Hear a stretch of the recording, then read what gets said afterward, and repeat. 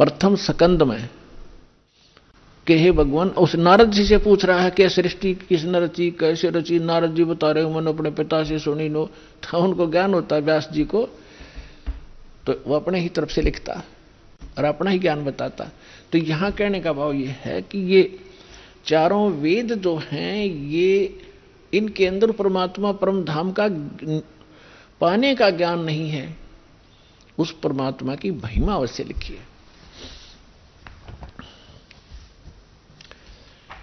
तो इसके लिए क्या बता रहे हैं, धर्मराज दरबार में देई कबीर तलाक, मेरे भूले चूके हंस को तू पकड़िए मत जाके।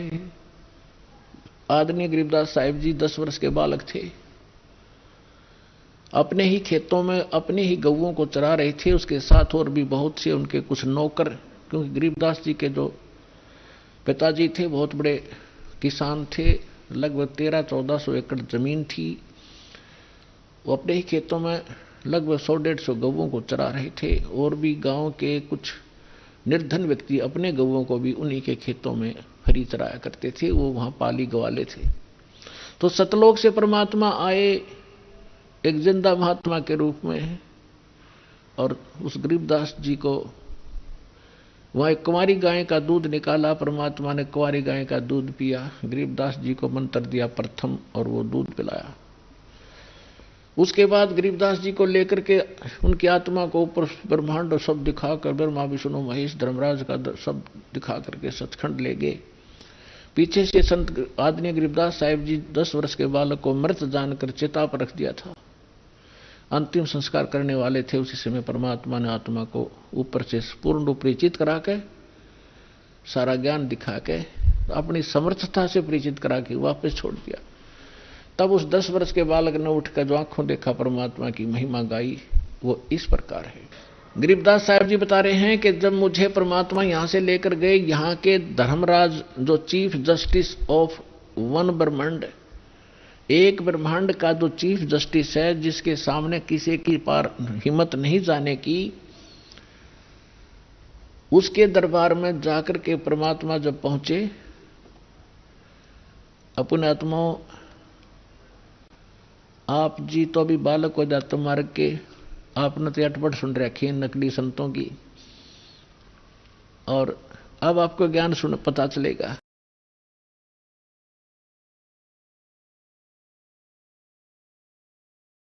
वाणी सुनाई थी पिछले सत्संग में, और उसने क्या बताया है कि उस संत के ऊपर नक्षत्र से एक प्रकाश आ रहा लगातार, उसकी किरणें उसके मस्तिष्क पर निरंतर बरस रही है। तो यह शक्ति सतलोक से सतपुरुष की, कबीर भगवान की दास के पास आ रही है, और उसी से दास आपको कनेक्शन दे रहा है, ये रियल पावर मिल रही है आपको। फिर वो क्या बताती है कि उसका चेहरा जब मैं देखती हूं जैसे उसके चारों तरफ सूर्य उदय हो रहे हों। इस शरीर के अंदर एक और बॉडी है। जिन भी महापुरुषों को लेकर गए उनके इस यहाँ की बॉडी यहीं छोड़ गए, अंदर ऐसा ही शरीर है, वो ओरिजिनल, यानी तो भक्ति से संग्रहित, भक्ति से चार्जड है वो। तो जैसे सर्प कांचली छोड़ देता है, अपने ऊपर की कैंचली त्याग जाता है, वह सर्प जैसी होती है, लेकिन वो सर्प न्यारा है। ऐसे ही शरीर के अंदर ओरिजिनल जो बॉडी है वो अलग है, और उसका प्रकाश फिर उस सूक्ष्म शरीर से बाहर झलकता है। इसके बाद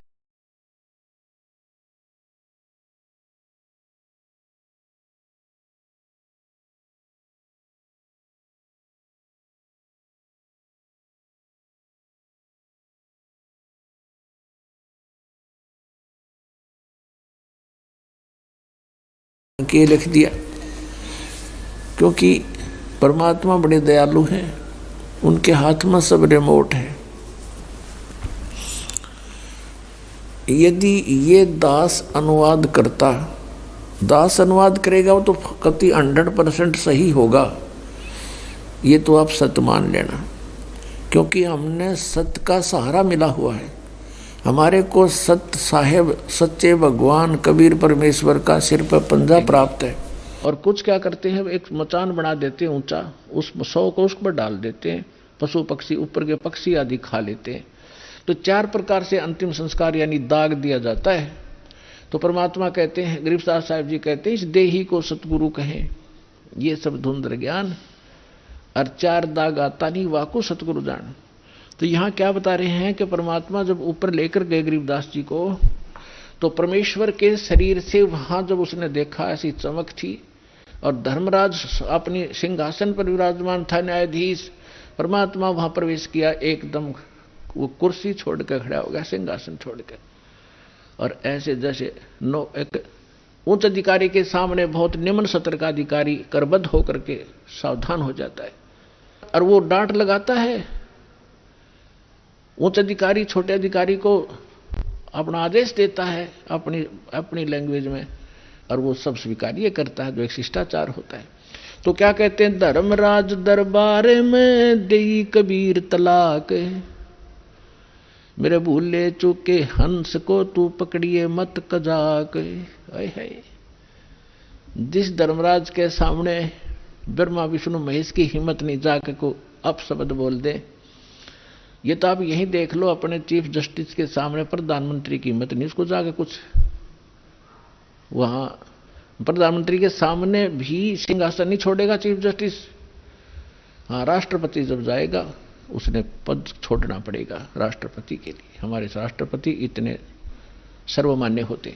इसी प्रकार जब धर्मराज ने देखा कि राष्ट्रपति आगे यानी पूरी विश्व के मालिक एकदम कुर्सी छोड़कर खड़े हो गए, परमात्मा क्या कहने लगे, धर्मराज दरबार में देई कबीर तलाक, मेरे भूले चूके हंस को तू पकड़िए मत कजाक, कि मेरा हंस और गलती से नाम भी त्याग दिया हो, गलती से ना ध्यान रहा हो, जानबूझ के बकवाद करे, उसका तो माफी है नहीं, और किसी कारण से भी आपको ने नाम ले रखा है और आपका ना ध्यान रहा, फिर छोड़ छाड़ गए कुछ दिन, तो जब आपकी मृत्यु होगी तो परमात्मा कहते हैं आपको वहां ले जाया जाएगा धर्मराज के पास। तो क्या कहते हैं, आपने जो 2-4 साल भक्ति कर ली, 2-4 वर्ष संतदास के यथार्थ नाम की, तो इन सभी मंत्रों का जो जाप आप कर रहे हो शरीर के अंदर, ब्रह्मा जी, विष्णु जी, शिव जी, गणेश जी, दुर्गा जी का, इनकी बहुत सी भक्ति संग्रहित हो जाती है, क्योंकि ये बहुत गजब का मंत्र है। इसके आधार से फिर आपको कोई किसी को विष्णु जी के लोक में कुछ दिन जाना पड़ेगा, वहां अपनी पुण्य खत्म करोगे, फिर वहां से पुण्य खत्म होते ही आपको ब्रह्मा जी के लोक में भेज देंगे, वहां देवता बन करोगे, फिर विष्णु जी के लोक में, फिर शिव जी के लोक में, अपनी सारी पूंजी नाश करके और फिर नरक लोक में। अब परमात्मा कहते हैं, तो वहां जब धर्मदास जी को परमात्मा धर्मराज के दरबार में धमका रहे थे कि मेरे भूले चूके हंस को भी तो पकड़िए मत कजाक, खबरदार मेरे हंस को तूने, जिसने न्यू कह दिया कि मैं कबीर साहब का उपदेश ले रखा था, आपको पता ही होगा वो कौन सा नाम जाप कर रहा है, उसकी भक्ति से पता लग जाएगा, तो उसको पकड़ना नहीं। फिर क्या कहता धर्मराज, क्या कहते हैं, बोले पुरुष कबीर से धर्मराय कर जोड़े, तुमरे हंस को पकड़ू नहीं मन 2 लाख करोड़े। ने बोला जी आपके हंस न मैं नहीं पकड़ सकता, मैंने दोहाई है, लाख करोड़ दोहाई। फिर क्या बताता, अपनी व्यवस्था अपनी मजबूरी बता रहा है कि यहां का विधान है, जैसा कर्म जिसने किया है वो भोगना पड़ेगा। अब मेरे वो कागजों में होगा, तो यहां तो परमात्मा इस लिखत का हिसाब चलता है, जैसने जैसा कर्म किया वो भोगना पड़ेगा। आपकी शरण माने से पहले उस प्राणी ने जो आपसे बिछुड़ गया, उसके पाप भी होंगे पुण्य भी होंगे, तो मुझे तो दोनों का ही दंड देना पड़ेगा।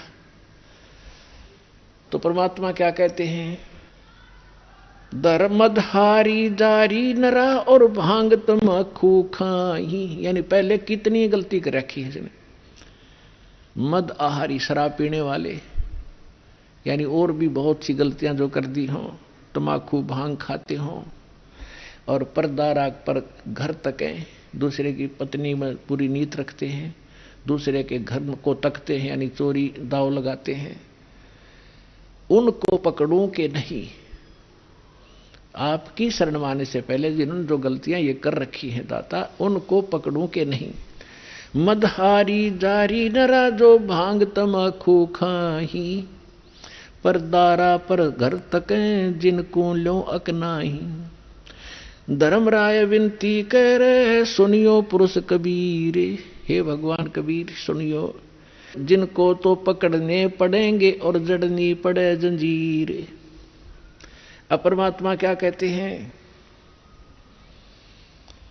कर्मों से तीरथ हैं अब हैं जो शरण कबीर, जिनको निश्चय मारे हूं और काटो बल तकसीर। यानी परमात्मा क्या कहते हैं, पहले किए सो बकस हूं आगे करे ना कोई। गरीबदास कबीर कहे धर्मराय सो नाम रटे मम सोई।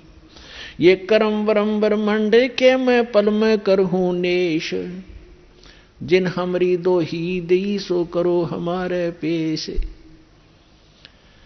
अपने आत्माओं अध्यात्म ज्ञान का तभी छींट भी नहीं थे अपने पास। इस जैसे आप देखते हो प्रत्येक देश में, प्रत्येक देश का एक राजदूत भवन होता है, ऐसे ही परमात्मा ने प्रत्येक ब्रह्मांड में अपना एक राजदूत भवन बना रखा है। और जो यहां ऐसा कहता है कि मैं तो ऐसे ऐसे भगवान कबीर साहब का भक्त हूं और आप मेरा निर्णय, मेरा कोई अकाउंट नहीं कर सकते, तो परमात्मा कहते हैं कर्म भ्रम ब्रह्मंड के मैं पल में कर हूं नेस, 1 मिनट में नष्ट कर दूंगा तेरे, तूने ये बकवास जो इस जीव से करवा रखी है, तूने करवाए सारे उल्टे कर्म इससे, अज्ञान भर के इसके अंदर। और जिसने मेरा नाम लिया, मेरी दुहाई दी कि इस हृदय से जो पुकारेगा वहां के, मैं तो भगवान कबीर साहब का शिष्य था, उनका बच्चा हूं, आप मुझे कैसे ले आई यहां पर। तो उनको मेरे पास, मेरे राजदूत भवन में करो हमारे पेश, तो उसका अकाउंट भी नहीं लेना, खबरदार। परमात्मा ने यहां तक बोल दिया, करम भरम ब्रह्मांड के मैं पल में करहूं नेश, यानी क्रॉस कर दूंगा, उन पर कांटा लगा दूंगा। जिन हमरी दो ही दई सो करो हमारे पेश। कहां तक इन परमात्मा गारंटी ले रहे हैं, शिव मंडल ब्रह्मापुरी तो विष्णु लोक में हो, हमरे गुण भूले नहीं तो आण छुटाऊं तो। होय होय।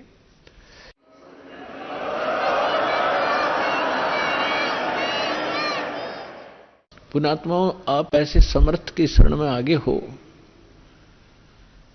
आपका कोई कुछ नहीं बिगाड़ पाएगा, लेकिन आप सावधानी बरतना, दृढ़ रहना, संसार के इस बहाव में बहना नहीं। तो कितनी गारंटी दे रहे परमात्मा। जैसे दास बहुत बार बताता है, शिव मंडल ब्रह्मापुरी में कौन जाओगा, वो भोला जाएगा जिसने 1-2 वर्ष 4 वर्ष या नाम लेकर सारी साधना कर ली, वो उसका पुण्य इकट्ठा हो गया प्रत्येक मंत्रों का। अब वो फिर उसको काल कैसे ठगेगा, विष्णु लोक में जाएगा, विष्णु जी के मंत्र आपको दिए जाते हैं, इतना गजब का मंत्र है।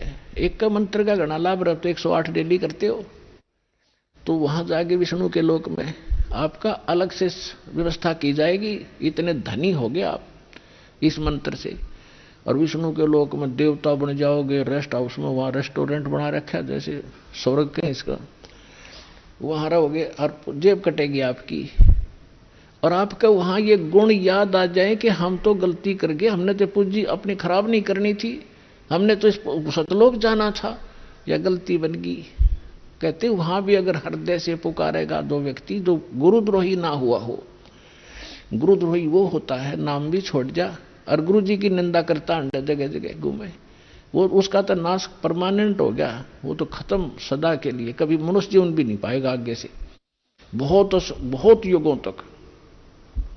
और तो वैसे अनजानपने में या गफलत काल करवाई देता कोई ना कोई वो व्यक्ति, और वहां जाकर इस ज्ञान से उसको जरूर आभास होगा कि हमने तो वहां जाना था और यहां हम के बन गए। पुण्यात्माओं, आप देखना, मन की बकवाद है तो आप प्रधानमंत्री बन जाइयो, फिर भी आत्मा भूखी नजर आओगी आपको कि कोई और वस्तु और है जो इससे हटकर भी चाहिए हमें। तो वहां जाकर के वो आभास होगा कि हमने तो वहां जाना था और ये तो हमने ये सुविधाएं तो प्राप्त नहीं करनी थी, ये तो हमारा नाश हो रहा है। कहते वहां भी तू हृदय से पुकारेगा परमात्मा, कबीर जी हे सतगुरु गलती बन गई मुझ नीचे, छुटवाओ मुझे। कहते शिव मंडल ब्रह्मापुरी चे विष्णु लोक में हो, हमरे गुण भूला नहीं तो आण छुटाओ तो तुझे वहां से छुटवा लाऊंगा। और फिर पुनः जैसे ही भक्ति युग चल रहा होगा तो पुनर्जन्म दिवा देंगे, और भक्ति युग समाप्त होने के बाद तो फिर बात गड़बड़ हो जाती है उसको भी। लेकिन जैसे फिर भी मालिक ने छुटा लिया, कहां रखेंगे? राजदूत भवन में रखेंगे, और वहां आपकी पूंजी को नाश नहीं होने देंगे, क्योंकि वहां भगवान के दरबार का, भगवान से फ्री सारा वस्तु मिलेगी आपको। लेकिन फिर आपको पुनः फिर जन्म दे देना पड़ेगा, क्योंकि मोक्ष तो यहीं से होगा। तो फिर नए सिरे भक्ति करोगे, गुरु के प्रति श्रद्धा रखोगे, ये सारी मर्यादा रखोगे, तो काम बहुत बढ़ गया। फिर आपका पृथ्वी पर जन्म दिया जाएगा तो आपके अंदर वही तीनों गुणों का दबाव होगा। आपके साथ इतने गजब के पुण्य होंगे, आप पूरी पृथ्वी के राजा बन जाओगे, राजा बनोगे। फिर भगवान आएंगे, समझाएंगे, रे क्या कर रहा है, ये रास्ता ठीक नहीं, तो को नहीं सुनोगे आप।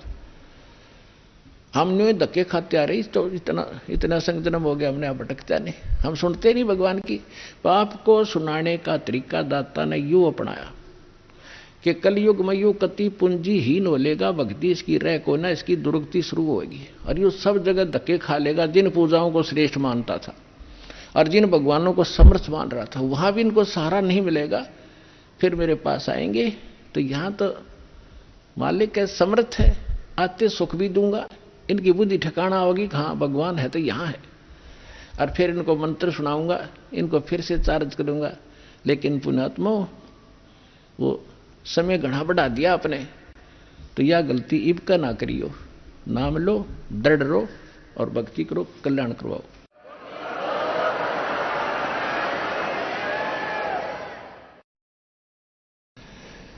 परम पिता परमात्मा पूर्ण ब्रह्म सर्वसृष्टि रचनहार कबीर देव कबीर परमेश्वर जी की असीम रजा से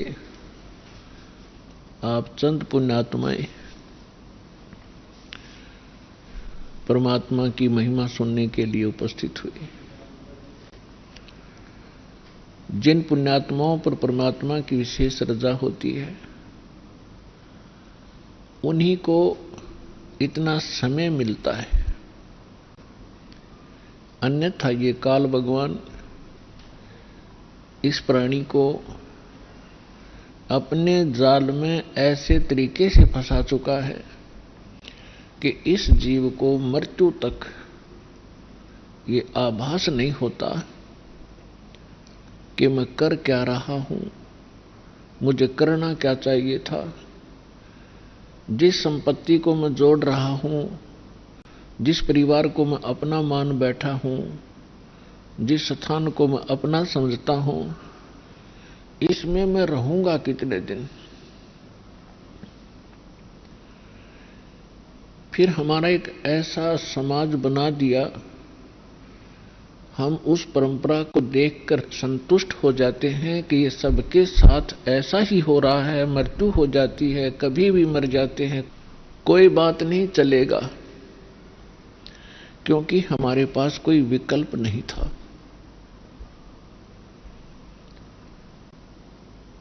अब परमात्मा स्वयं आए, यथार्थ ज्ञान हमें बताया,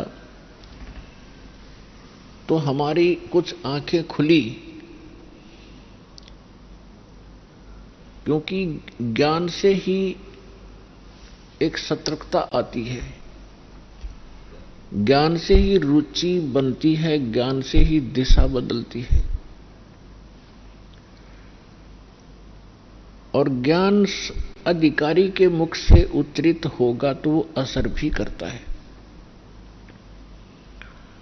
यहां पर लाखों की संख्या में ऐसे श्रद्धालु हैं जो शराब पीते थे, तमाकू सेवन करते थे, बीड़ी सिगरेट हुक्का के माध्यम से, और वो नहीं छोड़ पाते थे।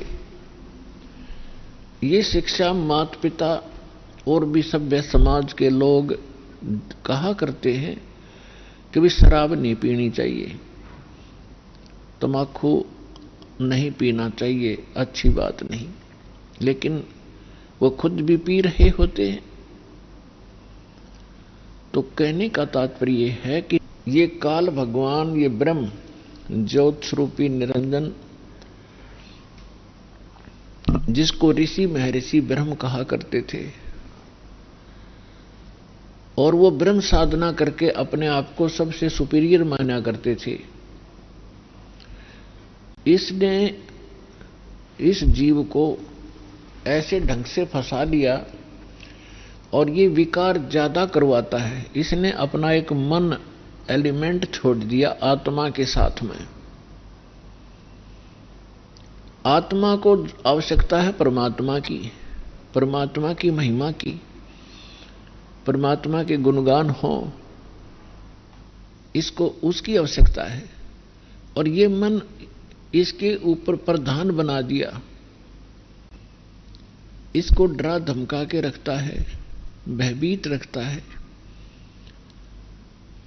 और विकारों की तरफ घसीट ले जाता है। विचार करने की बात है, तम्बाकू कोई पीने की चीज है? तम्बाकू इस शरीर को कार्बन डाइऑक्साइड की बजाय ऑक्सीजन की आवश्यकता है, और ये इसमें कार्बन डाइऑक्साइड इसमें प्रवेश करवाता है हुक्का, बीड़ी, सिगरेट के माध्यम से, और जिसके कारण आत्मा मलिन होती है, मन में विकार पैदा होते हैं, स्वभाव ठीक नहीं रहता। और स्वभाव ठीक नहीं रहेगा तो हम एक दूसरे के साथ छोटी सी बात पर भिड़ पड़ेंगे, लड़ पड़ेंगे, लट्ठम लट्ठा, तमोगुण बन जाते हैं। फिर शराब कोई पीने की चीज है जिसको पी के बेसुध हो जावा इंसान, और मांस कोई खाने की वस्तु है। अब हम कितनी स्पीड से इन बुराइयों को ग्रहण कर रहे हैं। तो काल ये चाहता है कि ये आत्मा परमात्मा की है और ये हमारे साथ प्रतिशोध ले रहा है। इस नालायक ने गलती खुद करी और फिर गलती हमने करी कि हम इसके साथ आ गए, इसके ऊपर आसक्त होकर के।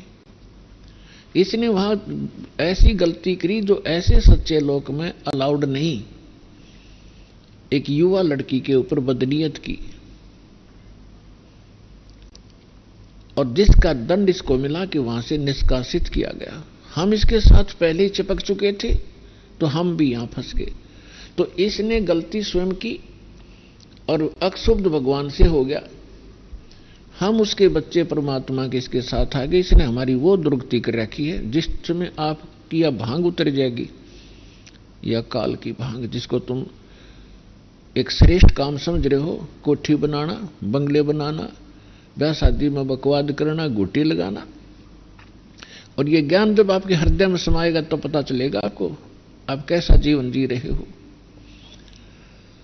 तो ये चाहता है कि जितने आप दुखी होगे परमात्मा उतना ही दुखी होता है। जिस माता पिता के बालक दुखी हो वो चैन से सो नहीं सकता, आहार भी नहीं कर सकता। और उस परमात्मा के आप बच्चे हो, इसने क्या हालत कर रखी आपकी। किसी का कैंसर होगी, किसी का टांग टूट गई, किसी का आंख फूट गई, किसी को कोड लगा है, कोई वैसे मानसिक परेशानियां। फिर बाकी बच्चे हैं बकवादों पर लगा दिए, घुट्टी डालो, फिल्म देख लो, मांस खा लो, नरे कर्म बिगड़वाता आपके। और फिर इसने कहा है कि जैसे कोई कर्म करेगा मैं तो भगवान वैसा ही फल देता हूं। और इस मन एलिमेंट को छोड़ रखा है, सारी बकवाद करवाता है। और ये मन इतना पावरफुल है, ये समझ लो ये ज्योत निरंजन ही है। और ये ब्रह्मा विष्णु महेश के भी वश नहीं। तो जीव की औकात आपकी। तो जब हम समर्थ की शरण में आते हैं फिर इसका प्रभाव हमसे हट जाता है और परमात्मा की भक्ति करने से आत्मा में शक्ति आती है। और फिर इस मन की वो बेमतलब की बकवादों को आत्मा रिजेक्ट कर देती है दृढ़ता के साथ। पहले ये दृढ़ता के साथ रिजेक्ट नहीं कर पाती क्योंकि इसको कोई सहारा नहीं मिलता। तो अब परमात्मा की भक्ति से आत्मा दृढ़ होती चली जाएगी, विकार छूटते चले जाएंगे।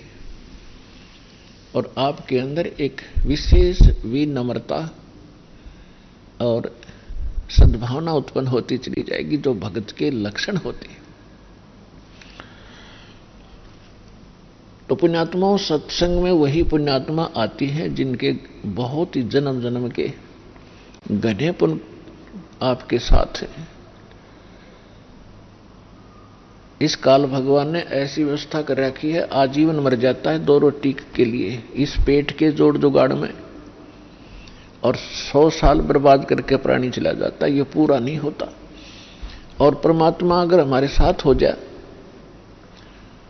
परमात्मा ही हमारे साथ हो गया, तो फिर इस रोटी का रोड़ा नहीं रहेगा, ये 2 रोटी का झगड़ा या खत्म हो जाएगा आपका। और फिर 2 सुख हैं, शरीर में कष्ट है, आने वाले जो प्रारब्ध आपकी किस्मत के अंदर लिखे हुए जो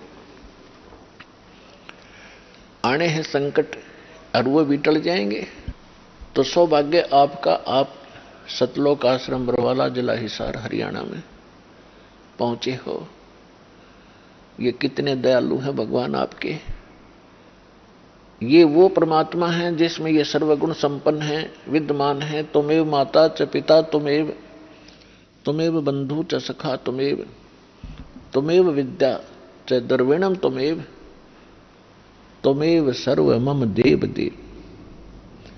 ये वो परमात्मा है जिसमें ये सभी गुण विद्यमान हैं। यही हमारा माता पिता है। माता पिता का जो अपने बच्चों के प्रति जो भाव होता है, अपने बच्चों को कितना वो सुखी देखना चाहते हैं, तो वो गुण भी परमेश्वर में है। बंधु यानी भाई और सखा यानी मित्र भी यही सच्चा है। विद्या, धन, ये सब कुछ परमात्मा के अधीन है, और इस परमात्मा से संपर्क होने के बाद ये समस्या खत्म हो जाएगी। आपको बुद्धि भी देगा, आपको यहां गुजारे लायक या माया भी देगा। अपने आत्माओं, अध्यात्म ज्ञान से हम पूर्ण रूप से अपरिचित थे। हम लोक वेद दंत कथा सुन सुनकर उसी पर आसक्त हो गए थे, उसी ज्ञान को अंतिम मान लिया था। जो भी जिस धर्म, मजहब या ग्रुप या पंथ में जुड़ा है, और उसका एक बहुत बड़ा दायरा होता है, हम उस दायरे में रहकर केवल वही विचार विमर्श करते रहते हैं, उन्हीं परंपराओं का निर्वाह करते रहते हैं, जिस कारण से हमें कोई ऑब्जेक्शन नहीं होता कि जो हम कर रहे हैं ये गलत भी होगा। और गलत और ठीक का ज्ञान सत्संग से होता है। सत्संग स्वयं परमात्मा ही कर सकते हैं। 3 लोक और भवन चतुर्दश कोई नहीं सत्संगी। 3 लोक और भवन चतुर्दश कोई नहीं सत्संगी। गरीबदास जी ने कहा है कि 14 लोकों में और इन 3 लोकों में कोई भी सत्संगी नहीं है। सत्संगी मीन जिसको यथार्थ अध्यात्म ज्ञान हो, सच्चा ज्ञान हो। एक परमात्मा कबीर जी को छोड़कर उसने जो ज्ञान दिया उसके अतिरिक्त कोई सत्संग ही नहीं है। तो पुण्यात्मा, जो व्यक्ति प्रथम बार यह सुनता है कि किसी को भी ज्ञान नहीं, तो उसके यह बात गले उतरा को नहीं। कारण क्या है कि हमने अज्ञान सुन रखा है, ज्ञान कभी सुना ही नहीं। आपको बहुत बार सिद्ध किया है कि देवी पुराण के अंदर गीता प्रेस गोरखपुर से प्रकाशित 28-29 पृष्ठ पर स्पष्ट किया है। प्रथम स्कंद में व्यास जी पूछ रहे हैं नारद जी से कि किस भगवान की भक्ति करनी चाहिए, कौन सक्षम है, कौन समर्थ है। तो नारद जी कह रहे हैं कि एक समय मेरे पिता ब्रह्मा जी को यह देखकर बड़ा आश्चर्य हुआ कि भगवान विष्णु जी समाधि लगाए बैठे थे। ब्रह्मा जी ने पूछा कि हे देवेश्वर, सारी सृष्टि के पालक, आप किसकी भक्ति करते? तो विष्णु जी ने कहा कि मैं दुर्गा की भक्ति करता हूं, देवी की, अरे इससे ऊपर मैं किसी को भगवान नहीं मानता, मैंने पता ही नहीं, मेरे लिए ये फाइनल गॉड है देवी, मैं इसकी भक्ति करता हूं। फिर 7वें स्कंद में देवी 562 पृष्ठ पर हिमालय राजा को ज्ञान देते समय श्री देवी जी कहती है कि राजन तू और सब बातों को छोड़ दे, एक ब्रह्म की पूजा करो। ब्रह्म ज्योत निरंजन काल 21 ब्रह्मांड का जो मालिक है, उसका ओम नाम है। ओम नाम के जाप से तुम ब्रह्मलोक में चले जाओगे, वो ब्रह्मलोक में रहता है वो ब्रह्म। गीता ज्ञान दाता ये ब्रह्म है, और श्री कृष्ण जी में प्रवेश करके ये गीता का ज्ञान दे रहा है। 8वें अध्याय के 13वें श्लोक में स्वयं कहता है, ओम इति एकाक्षरम ब्रह्म विवहारण माम अनुसमरण ये परियाति तजन देहम सयाति परमाम गतिम। मुझ ब्रह्म का एक ओम मंत्र है, उच्चारण करके सिमरण करता हुआ ये परियाति तजन देहम, जो शरीर छोड़कर जाता है, सयाति परमाम गति, वो ओम से मिलने वाली परम गति को प्राप्त होता है। 8वें अध्याय के 16वें श्लोक में कहा कि ब्रह्मलोक में गए हुए प्राणी भी पुनरावृत्ति में उनकी जन्म मृत्यु होती है। गीता अध्याय नंबर 2 के श्लोक 12 में, गीता अध्याय नंबर 4 के श्लोक 5 और 9 में, गीता अध्याय नंबर 10 के श्लोक नंबर 2 में गीता ज्ञानदाता कहता है, अर्जुन तेरे और मेरे बहुत जन्म हो चुके, तू नहीं जानता, मैं जानता। इससे सिद्ध है कि ब्रह्म भी नाशवान है। गीता अध्याय नंबर 18 के श्लोक नंबर 62 में, गीता अध्याय नंबर 15 के श्लोक नंबर 1 से 4 में गीता ज्ञानदाता कहता है कि संसार रूपी वृक्ष ये उल्टा लटका हुआ पीपल का वृक्ष समझो, ऊपर को जो जड़ है वो तो पूर्ण परमात्मा है, परम अक्षर ब्रह्म है, और अन्य इसके जो नीचे को शाखाएं हैं, जो संत इन सभी विभागों को बता देगा संसार रूपी वृक्ष की, स वेदवित वो तत्वदर्शी संत है।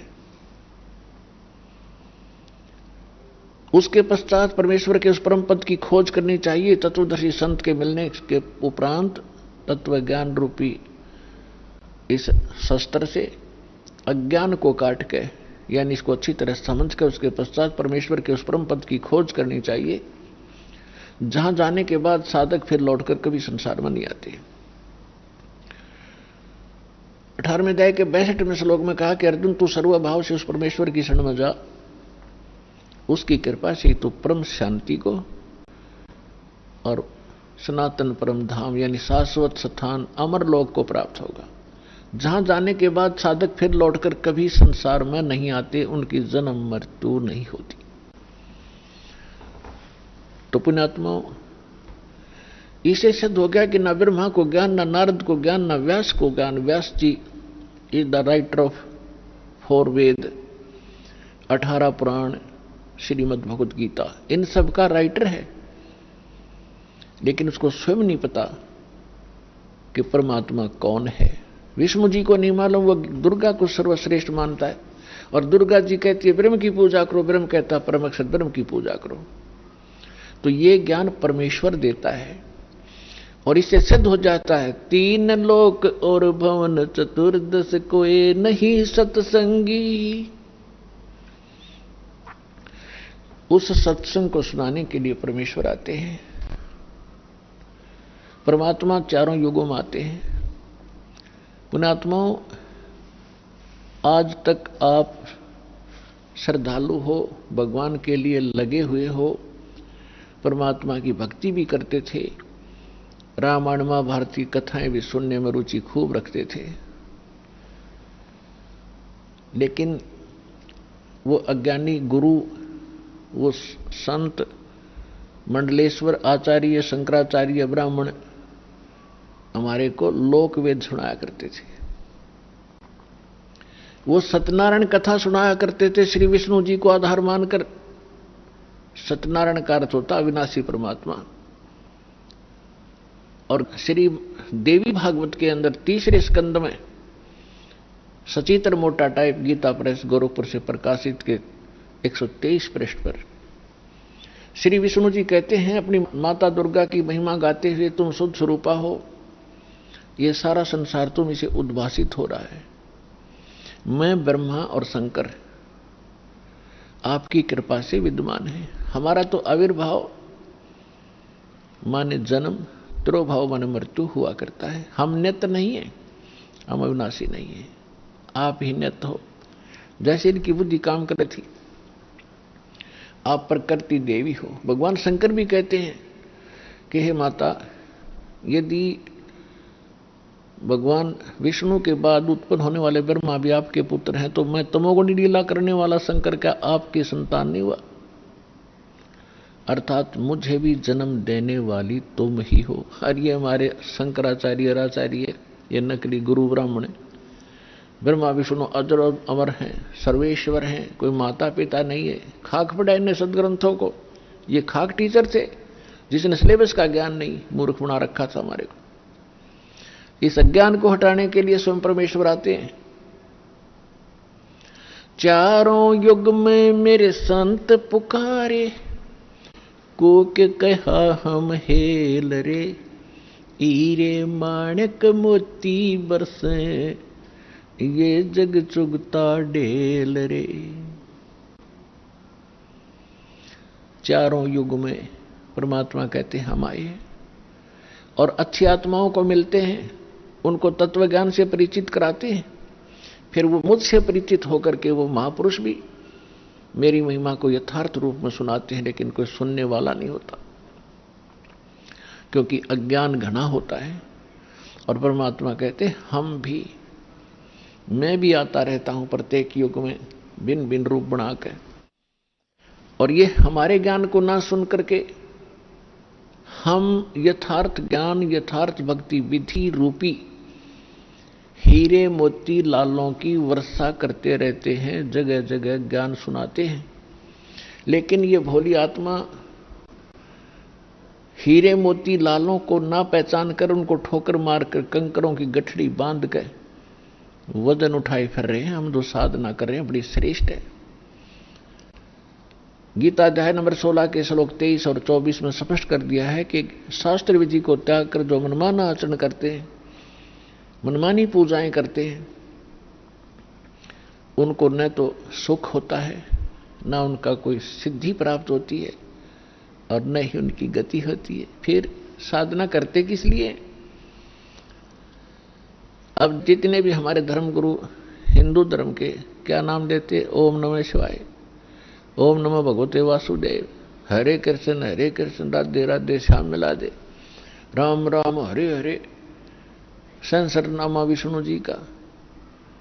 और घने चतुर और घने सुपीरियर मानते हो, कहते हैं ओम ओम, बस ओम सबसे बड़ा नाम। तो पुण्यात्माओं, हरे राम हरे कृष्ण किसी भी सदग्रंथ में मंत्र नहीं, ओम नमः शिवाय किसी ग्रंथ में नहीं, ओम नमो भगवते वासुदेव किसी ग्रंथ में नहीं। जो शास्त्र अनुकूल साधना है वो परमेश्वर ने स्वयं आकर बताई है और अपनी उन प्यारी आत्माओं को बताई है। और उनको थोड़ी हिदायत दे दी थी कि जब तक इस कलयुग के अंदर ये बिजली पीढ़ी का समय नहीं आवे, इसको डिस्क्लोज ना करना, लिख देना। लिख रखी सभी महापुरुषों ने अपने अमृतवाणी में एफिडेविट लिख रखे हैं कि हम ये जाप करा करते हैं, ये मंत्र श्रेष्ठ है, इसी से मोक्ष संभव है। लेकिन सिलेबस को समझना स्टूडेंट के स्तर का काम नहीं है। पढ़ भी लेगा तो उसको समझ नहीं सकता, अप्लाई नहीं कर सकता। इसलिए टीचर गुरु की आवश्यकता होती है। तो जो गुरु रूप में परमात्मा आए थे, सतगुरु रूप में, फिर जिन महापुरुषों से मिले थे उनको अधिकार दिया था ज्ञान सुनाने का, और फिर अब इस दास को भेजा है इस पूरे कंप्लीट कोर्स को आप तक पहुंचाने के लिए, आपका मोक्ष कराने के लिए। क्योंकि अब वो समय आ गया, नहीं तो इस दास से बड़े बड़े महापुरुष पहले हुए हैं, लेकिन उस समय नहीं था, क्योंकि आप अशिक्षित थे। और अशिक्षा का लाभ ये नकलियों ने हमारा उठाया, ये संस्कृत बोलते रहे। हमने सोचा बड़े विद्वान हैं, इन्होंने खूब जाना होगा सदग्रंथों को। हमने परमात्मा को भी ठुकरा दिया जिसमें 600 वर्ष पहले वो आकर ये ज्ञान सुनाया करते थे, जो आज सभी सदग्रंथों में ज्यों का त्यों पाया। तो पुण्यात्मा 100 शुक्र मनाना उस परम पिता के। वहां ये आए, यहां आकर के उन्होंने कितने कष्ट झेले हमारे लिए। परमात्मा के उस इतिहास को जो 600 वर्ष पहले परमेश्वर कबीर जी यहां आए थे, ये ज्ञान सुनाया करते थे, जो दास आज उसी परम पिता का दिया हुआ एज इट इज आप तक पहुंचा रहा हूं। अपनी तरफ से इसमें कोई मिलावट नहीं कर सकता, क्योंकि जीव का जो ज्ञान होगा वो घटिया होगा, परमात्मा का ज्ञान वो सत्य होगा। तो वो सत्य ज्ञान आप तक पहुंचा रहा हूं, ये सत्संग कर रहा हूं। परमात्मा ने सत्संग किया था या उन महापुरुषों ने जो भगवान से मिले थे, लेकिन उनको रिजेक्ट कर दिया हमने, क्योंकि हम बालक थे, हम अशिक्षित थे, अनजान थे। आज परमात्मा ने आपको अक्षर ज्ञान कराया। ये अक्षर ज्ञान आपके लिए विष है। बेशक आप कितने विद्वान पाग्य हो, डॉक्टर, इंजीनियर, जज, वकील बन गए हो, भगवान की भक्ति नहीं है तो खाक है ये। एक रोजी रोटी तो कहीं चला ले इंसान, कल मृत्यु होगी, गधा अपने कुत्ता अपने के खाज लग गए, और क्या खाओगे फिर? आपको केवल इस ही जीवन का ज्ञान है, आपको भविष्य का, आगे का नहीं। आगे के ज्ञान बिना ये खाक ज्ञान है फिर। तो ये ज्ञान देना जरूरी था। मालिक को मालूम था कि बिगड़ेंगे ये। अहंकार हो गया आपके अंदर, 2 कौड़ी का 2 छोटा सा पोस्ट मिल जाए, फूला नहीं समाता, और कल मृत्यु होकर गधा बन जाए, क्या रे माटी होती है उसकी। तो और पहले आप देखो पिछले इतिहास उठा के, हमारे पूर्वजों के कितने विनम्र थे, कितनी दया थी उनके अंदर, कितने नेक विचार थे। और आज हम किस स्तर पर पहुंच चुके, इस विद्या की देन है। लेकिन मालिक को मालूम था कि मेरा ज्ञान ऐसा है, इनको फिर सेट कर देगा, लेकिन शिक्षा प्राप्त हुए बिना ये मुझे समझ नहीं सकते, इनका कभी कल्याण नहीं हो सकता। इसलिए आपको ये अक्षर ज्ञानदाता ने अनिवार्य समझा, तभी इस आग को आपके निकट नहीं आने दिया। 4 युग चले गए। अब इसका हम फायदा उठाएंगे। अब हम बकवादों में चल पड़े, टीवी देखते हैं, बेहुदे ढंग के कपड़े पहनते बहन बेटियां भी, और इसको बड़ा विकास मानते हो, अच्छे घरों की लड़कियां हैं, ये खाक है। ऐसे कार्टून बनकर निकलती हैं घर से, लड़के भी लड़कियां भी। तो इस विद्या की देन है ये। अब इस ज्ञान से हमें पता चलेगा, लज्जा आया करेगी हमें ऐसे ऐसे बकवाद करने में, और हम भगवान भजेंगे और अपना कल्याण करवाएंगे। सतगुरु आए दया करी, ऐसे दीन दयाले, बंदी छोड़ व्रतास कहा, जठरगनी प्रतिपाल। सतगुरु आए दया करी, ऐसे दीन दयाल। होय होय, हम किसी भयंकर गलती करके आए सतलोक में, बड़ी थाली का ठोकर मार के आए हम, और आज हम एक टुकड़े के लिए कोई देश जाता है, कोई परदेश जाता है। उसके लिए गरीबदास साहब जी कहते हैं, उत्तर दक्षिण पूर्व पश्चिम फिरदा दाणे दाणे नो, सर्व कला सतगुरु साहेब की, हरि आए हरियाणे नु।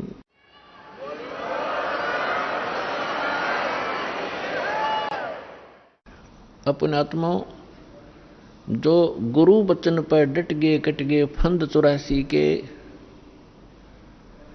भाई जो गुरु बचन पर डट गए कट गए फंद 84 के,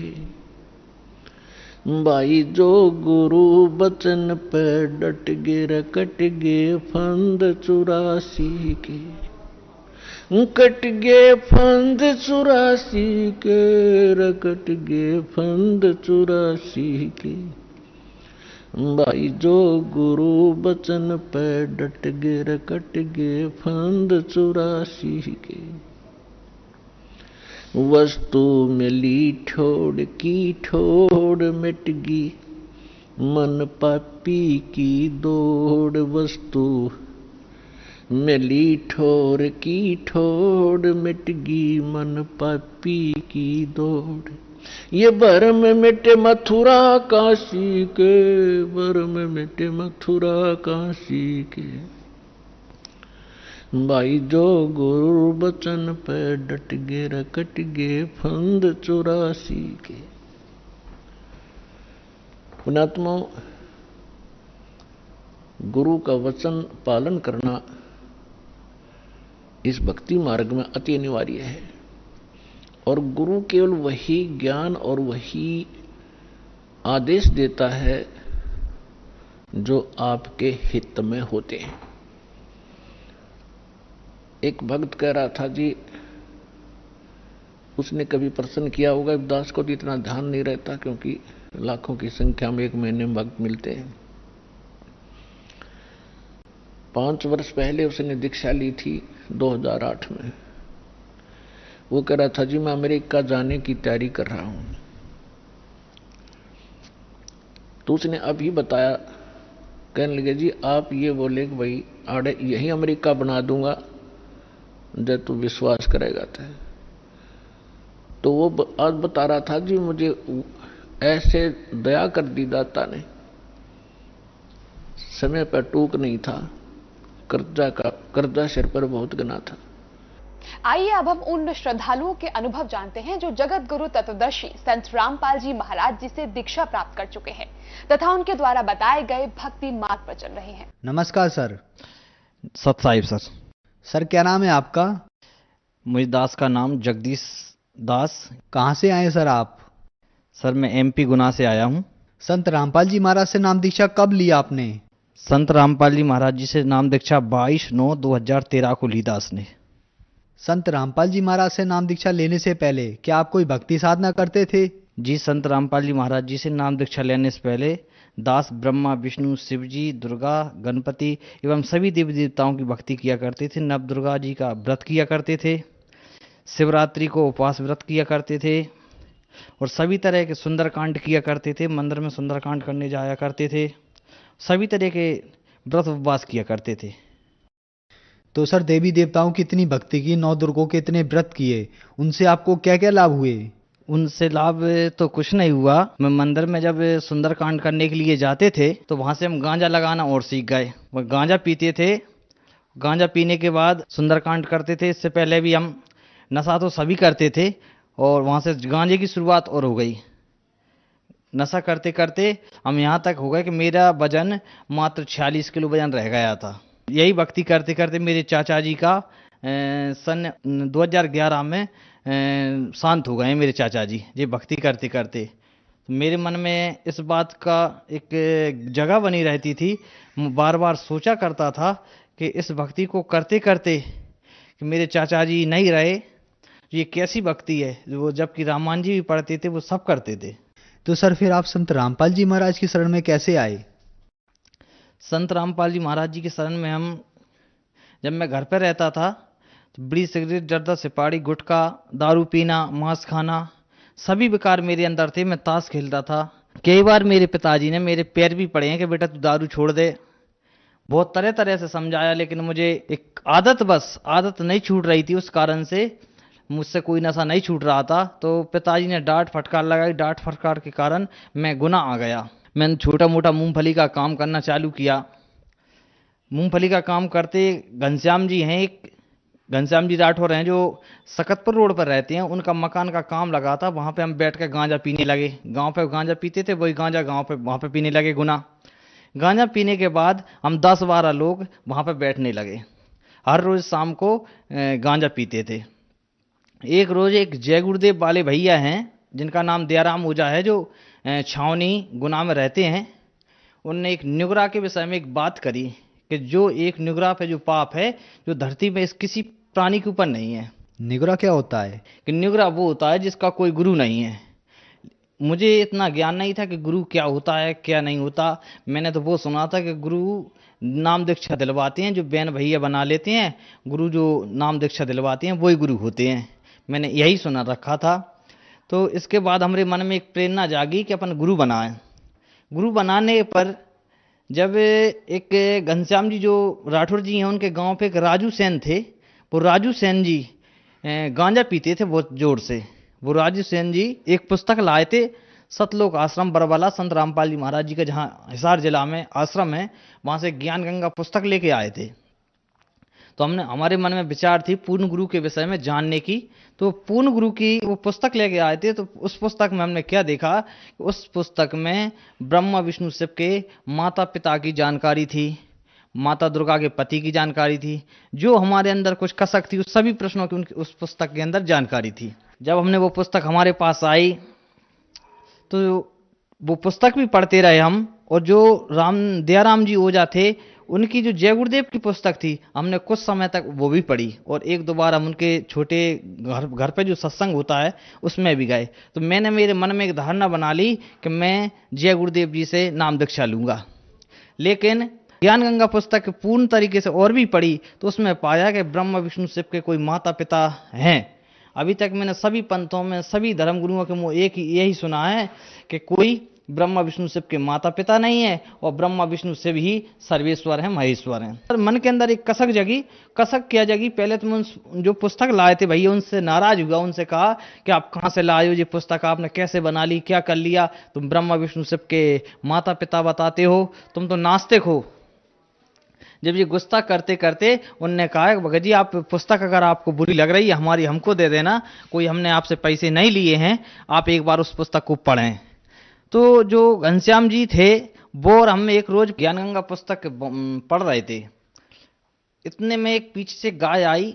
जो पानी के लिए एक टैंक था, जो लेटरिन का टैंक था, उस लेटरिन के टैंक में गाय गिर जाती है, उसके दोनों साइड पट्टी रखी हुई थी।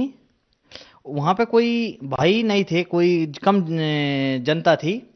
तो हमने मन में एक सोच आया, विचार आया कि ऐसा ना हो जो गाय मर जाए जब नीचे ऊपर जा रही है, ऐसा ना हो कि कल अगर हम कहेंगे कि गाय अपने आप गिरी है तो कोई नहीं मानेगा, सब यही कहेंगे कि इन लोगों ने गाय को भगाया होगा तो इसलिए गाय गिर गई, तो हम परेशान हो जाएंगे। बहुत ज़्यादा हम परेशान हो गए। तो जो घनश्याम जी राठौर जी थे वो तो भाइयों के लिए लिवाने के लिए चले गए कि इस गाय को उठाना है, और मैं ये सोचने लगा कि ये गाय नीचे ऊपर जा रही है, इसका क्या होगा। तो मुझे अचानक से ज्ञान गंगा पर मेरी नजर पड़ती है, और ज्ञान गंगा के पहले पेज पे ही संत रामपाल जी महाराज जी का फोटो आता है। उस फोटो को देखकर मैं प्रार्थना करता हूं कि हे संत रामपाल जी महाराज, मैंने सुना है कि आप परमात्मा के अवतार हैं। आज जो इस ये गाय गिर गई है, हम पर इतनी कृपा बख्शो कि इस गाय ना मरे, नहीं हम पे ये दुनिया वाले गौ हत्यारा कहेंगे। तो इतना सोचते ही मेरे मन में एक विचार आता है, एक झनकार सी आती है मेरे कान में कि इस चेरी को इस गाय के नीचे लगा दो और इस चेरी पर बैठ जाओ, जो बांस की होती है। मैंने उस गाय के नीचे उस चेरी को लगाया और एक साइड से मैं बैठ गया, तो गाय वो पानी में अथर हो गई और वो नीचे ऊपर जाना उसका बंद हो गया। इतने में जो घनश्याम जी आ गए, फिर हमने उस गाय को निकाल लिया काफ़ी परेशान होने के बाद। तो मेरे मन में एक ये विचार बन गया कि संत रामपाल जी महाराज जी पूर्ण संत हैं, क्योंकि ब्रह्मा विष्णु शिव का जो उन्होंने पता बताया था जो ज्ञान गंगा पुस्तक के अंदर, मैंने शिव पुराण के अंदर भी मिलाया, श्रीमद् देवी भागवत जी के अंदर भी मिलाया। तो इस कारण से मेरे अंदर विचार बन गया कि हाँ, संत रामपाल जी महाराज पूर्ण संत हैं। कुछ दिन बाद हम विचार बनाते हैं बरवाला संत रामपाल जी महाराज जी के बरवाला आश्रम जाने की, जो हिसार जिला में है। वहां पे हम जाते हैं, नाम दीक्षा ले ली। तो सर, संत रामपाल जी महाराज से नाम दीक्षा लेने के बाद हमने बहुत से संत रामपाल जी महाराज के शिष्यों से सुना है कि उन्हें बहुत से लाभ प्राप्त होते हैं, तो क्या आपको भी कोई लाभ प्राप्त हुए? मुझे सबसे बड़ा लाभ तो ये मिला, पहली बात तो मेरे जो 5 नशा थे वो पूरी तरीके से नशा छूट गए हैं। उस समय मेरा 46 किलो वजन था, आज परमात्मा की दया से मैं हष्ट पुष्ट हूँ, आज मुझे कोई परेशानी नहीं होती। उस समय मैं बैठता तो मेरी दोनों आंखें मुछ जाती थी, आज मुझे कोई थकावट महसूस नहीं होती। पहला लाभ तो ये हुआ। दूसरा लाभ ये हुआ, सर मेरे हृदय में जहाँ पे कुछ दर्द उठता था तो अब वो दर्द भी नहीं उठता, दर्द भी पूरी तरीके से साफ है। पत्नी है, उन पत्नी के लिए ज़्यादा तबीयत खराब रहती थी, सोती रहती थी, कुछ भूत प्रीत का चक्कर भी था। तो हमने नाम दीक्षा लेने के बाद मालिक के जहाँ पे प्रार्थना लगवाई फ़ोन पे, मालिक जी ऐसी ऐसी प्रार्थना रहती है, तो उन्होंने बताया कि पत्नी के लिए नाम उपदेश दिलवाएं। तो हमने पत्नी के लिए नाम उपदेश दिलवाया। उस दिन से वो भी पूर्ण तरीके से ठीक हैं और हमें भी बहुत सारे लाभ हुए और मालिक का आज ज्ञान से परिचित हो गए हैं। सर, आपने बताया कि आप संत रामपाल जी महाराज की शरण में आए और आपका नशा छूट गया। आज पूरे विश्व में नशा बुरे तरीके से फैला हुआ है। और सरकारें, एनजीओ और बहुत सारी संस्थाएं इस नशे को छुड़वाने के लिए बहुत से प्रयास करते हैं, लेकिन ऐसा नहीं हो पा रहा है। संत रामपाल जी से आपको ऐसी कौन सी दवाई मिली जिससे आपका नशा छूट गया? जी सर, जब मैं सुंदरकांड में जाता था उसमें बोला जाता था, गम्मत होती थी, गम्मत में सुना था मैंने, कहा करते थे कि सदा भवानी दायनी सन्मुख रहे गणेश, 5 देव रक्षा करें ब्रह्मा विष्णु महेश।